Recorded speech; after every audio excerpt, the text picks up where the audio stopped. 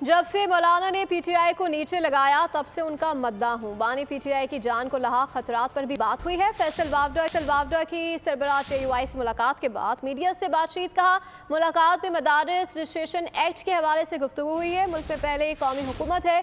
बानी पीटीआई मेरे लीडर थे, मैं अब उनकी जान बचाने की कोशिश कर रहा हूँ। तो तब से फ़ैन हूँ मौलाना साहब का। जब से पीटीआई को उन्होंने अपने साथ नीचे लगाया तो मैं उनका सियासी फ़ैन भी हूँ। और दूसरी चीज़ ये कि मैंने उनसे सियासत के अंदर इमरान ख़ान साहब की जान को ख़तरा, उनकी बेगम और उनके हवारियों के समेत वो अपनी बात भी उन तक पहुँचाई।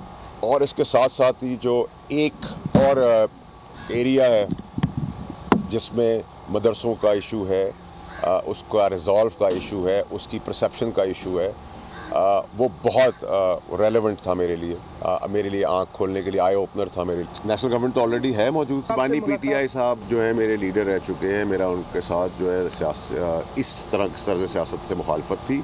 उनको भी समझ में आ जाना चाहिए कि मैं अभी भी उनकी जान बचाने के और सियासी मुसीबतों बचाने के लिए सब जद्दोजहद भी कर रहा हूँ। सब्सक्राइब करें और बेल दबाएं ताकि कोई खबर रह न जाए।